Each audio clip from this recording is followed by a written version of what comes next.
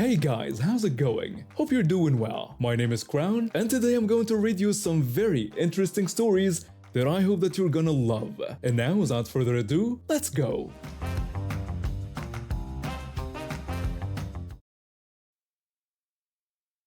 I've been volunteering at my ex-wife's school for about 3 years now. Even though we divorced last year, I still help out because I genuinely enjoy doing creative work for the kids. I'm pretty good at art and design, so I mainly help with bulletin boards and classroom decorations. The teachers really appreciate it since they're usually too busy with actual teaching to handle these things.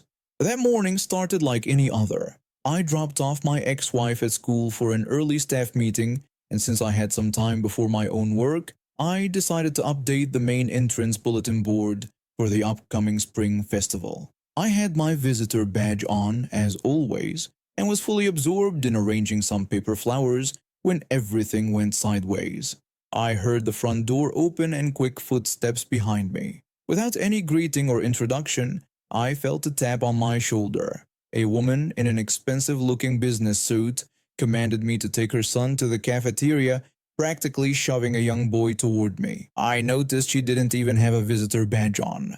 I politely explained that I didn't work there and that she would need to take him herself. I pointed to my clearly visible visitor badge, but she acted like it wasn't even there. She became more insistent, claiming that since she paid my salary through her taxes, I had to do as she said and take her son to the cafeteria right away.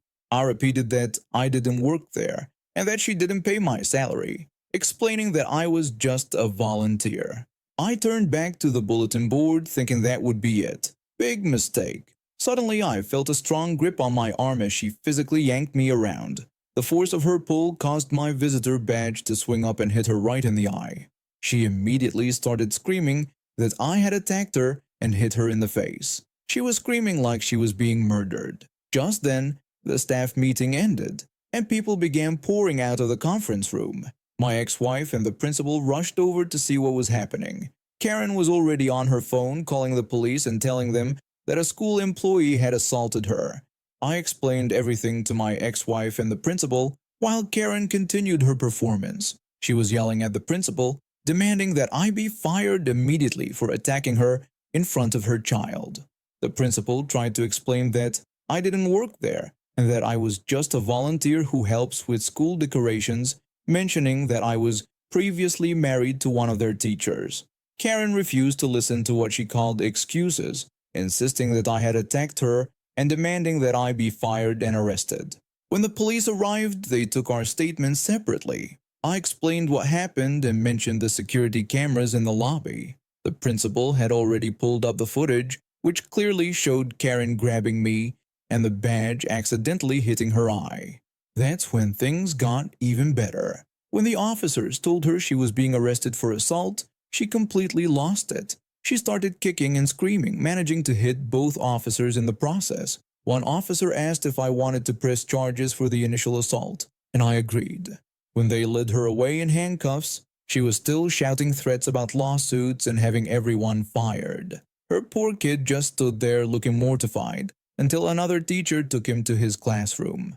I later found out that she got 6 months in prison for assaulting both me and the police officers, plus 500 hours of community service. The irony is that she ended up having to do actual volunteer work at various schools, but this time with proper supervision and a lot less attitude. The whole incident actually led the school to implement stricter visitor policies and require all parents to check in at the office first. My ex-wife still jokes that my bulletin board work is so good, it's literally gotten people arrested. I've always been on the heavier side and I'm completely okay with that. I don't promote obesity or shame it. I just exist as I am. My weight has never really held me back from living my life, working my fast food job, or doing what I need to do. But everything changed in August 2021 when I got into a terrible car accident. I was driving home from my night shift when a drunk driver ran a red light and T-boned my car. The impact was so severe that it completely shattered and dislocated my hip. The doctors told me I was lucky to be alive, but the recovery would be long and painful. I ended up needing multiple surgeries, leaving me with some gnarly scars and stitches all over my hip area. For 3 months, I was completely wheelchair bound, followed by 2 months on crutches. During this time, my siblings were absolute angels, helping me with everything from groceries to getting to my doctor's appointments. When I needed to go shopping, I'd use the store's electric wheelchairs, but I always brought my manual wheelchair as backup in case someone else needed the electric one more than I did. Most of the time, people were understanding, though I'd occasionally get dirty looks from those who assumed I was just using the electric wheelchair because of my weight. I got it. Unless I was wearing shorts that showed my scars and stitches, you couldn't tell I was injured. Then came that day in September. I was shopping at the grocery store using one of their electric wheelchairs when this elderly lady approached me. She immediately started lecturing me about how using the wheelchair out of laziness was harmful to both myself and others, insisting that elderly people should be using it instead. I tried to explain my situation, but she cut me off, claiming that I couldn't possibly have a medical condition that caused my weight, citing her daughter's nursing experience as proof. When I attempted to explain again, she simply declared that she was elderly and therefore needed it more than me. Getting frustrated, I tried to prove my injury by slightly pulling down the waist of my pants to show my stitches. This backfired spectacularly, as she immediately started screaming, accusing me of being a pervert and flashing her. I tried explaining about my car accident, but she dismissed it entirely, claiming that young people don't break their hips and accusing me of faking my injuries. She apparently thought I was a child, despite being 21 at the time. When I attempted to roll away, she blocked my path and demanded the wheelchair.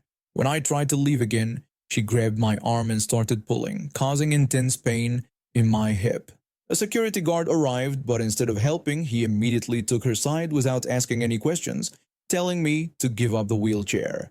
When I agreed to call my sister to bring my manual wheelchair, he insisted I had to get out immediately to wait. It wasn't until I showed him my stitches that his attitude completely changed. The guard then told the elderly lady he would get her a different wheelchair, but she wasn't having it. She screamed accusations about me faking my injuries and tried to physically push me out of the chair, causing excruciating pain. At this point, I called the police, genuinely fearing for my safety. The security guard finally stepped up and restrained the lady while we waited.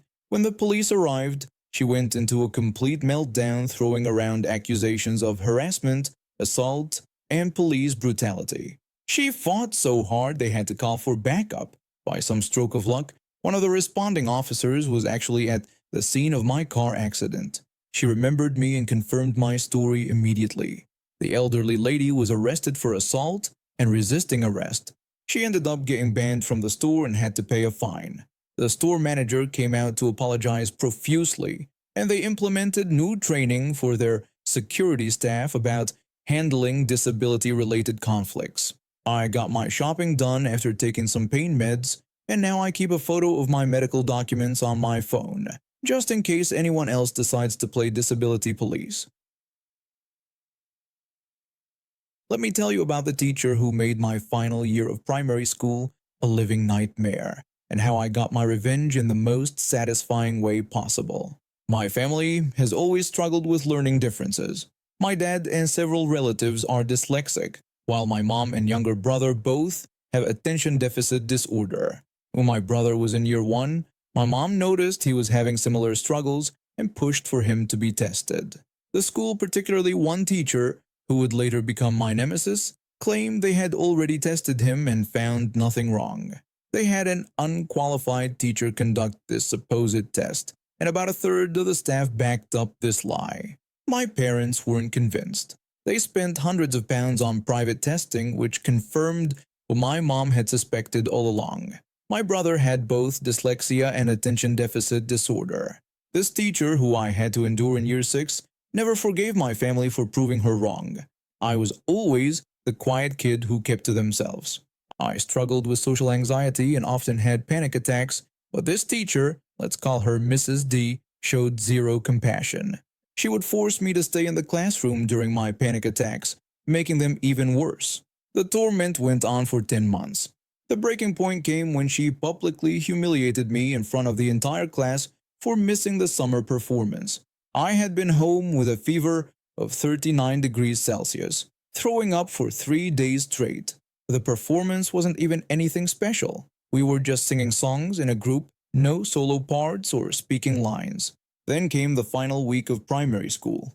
We were all supposed to write speeches for the Leavers Assembly. I wrote mine filled with all the usual boring thank yous and memories.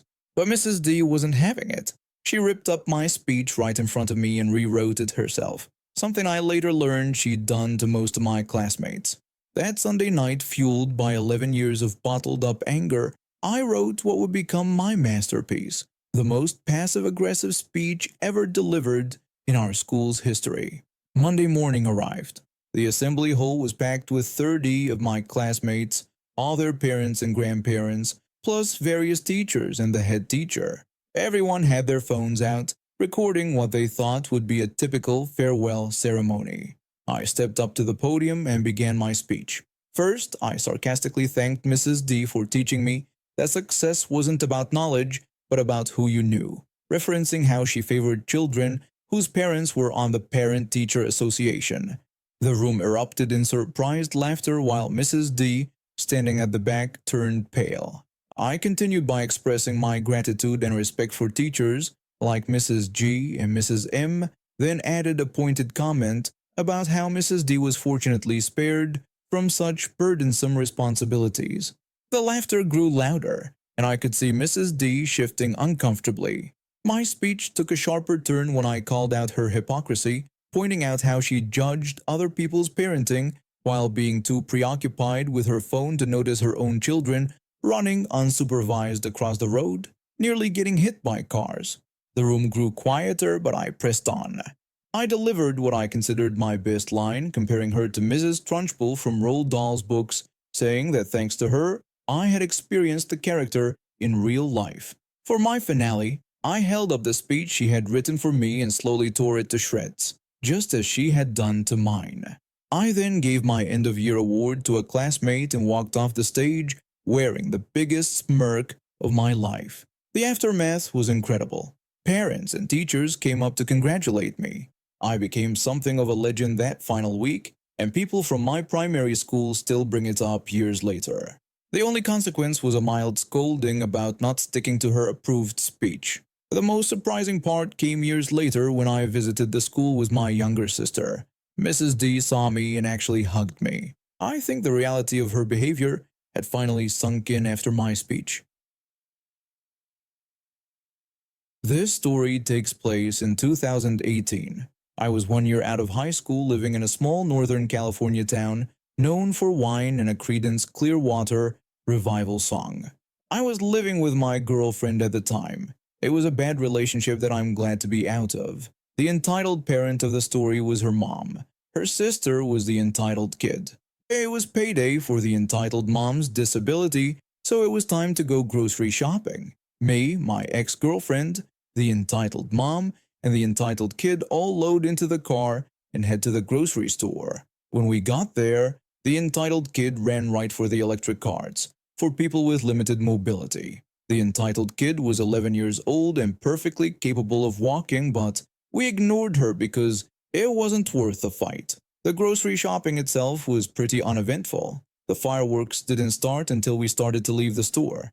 Me and my ex-girlfriend did our own grocery shopping with our own money, and we took our stuff and went to go wait out in the car. Next thing we knew, the entitled mom was texting us urgently, demanding we come back into the store to support her position. We thought that she was in real trouble, so we ran back into the store, and to our absolute horror, the entitled mom was screaming at the employee about how dare they yell at her 11-year-old daughter. The employee was trying to explain that she hadn't yelled at the entitled kid but had simply told her that the mobility scooters were intended for disabled and elderly customers.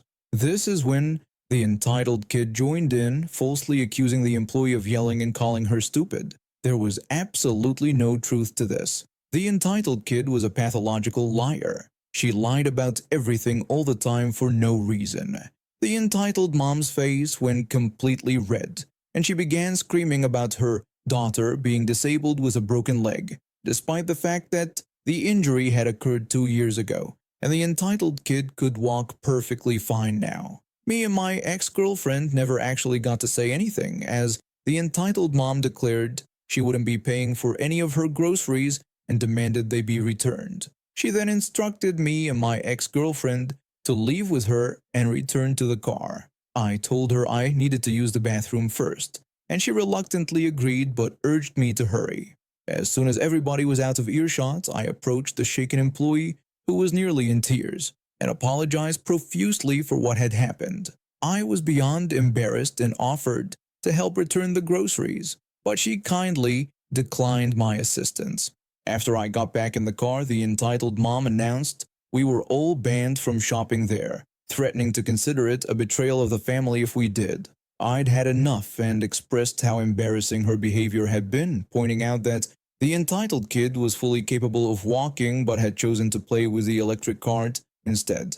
I told her she couldn't just scream at people to get her way and was teaching her daughter that tantrums were an acceptable solution.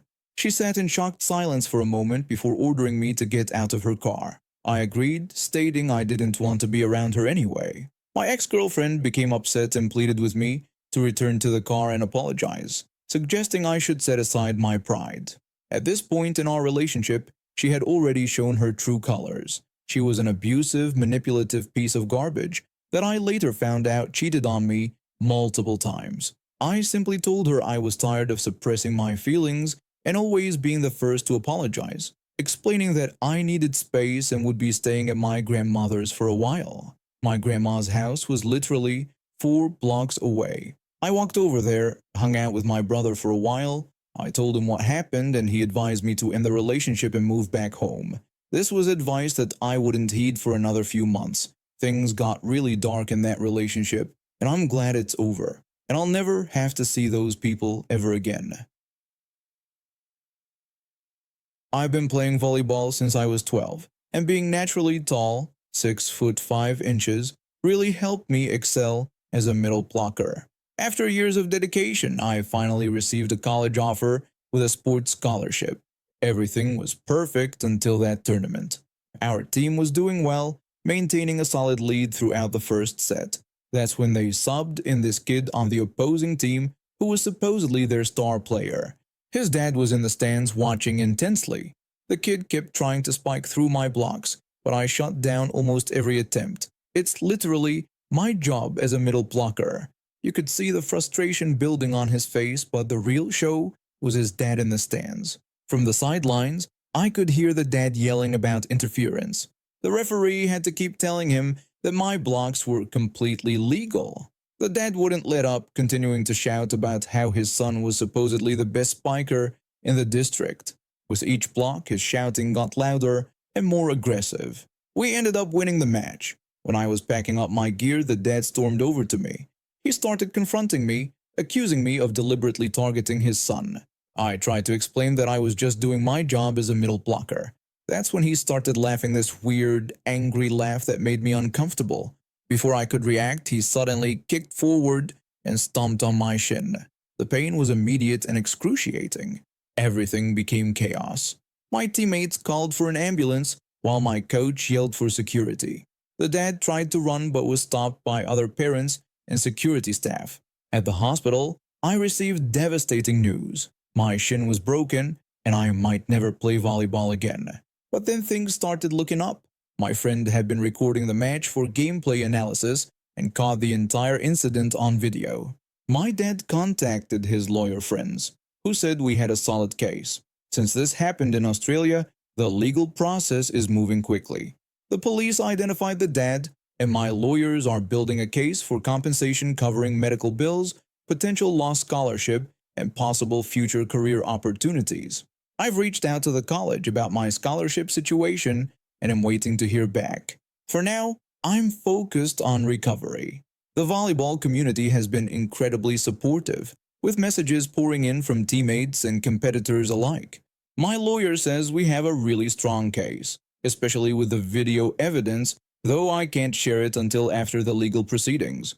The fact that this was a premeditated attack makes it even more serious from a legal standpoint. The doctors are optimistic about my recovery, even if they can't guarantee I'll play competitively again. But I'm young, I'm determined, and I'm not giving up. This entitled dad might have broken my shin, but he hasn't broken my spirit. And now we have reached the end of today's stories. Thank you for watching, and see you next time.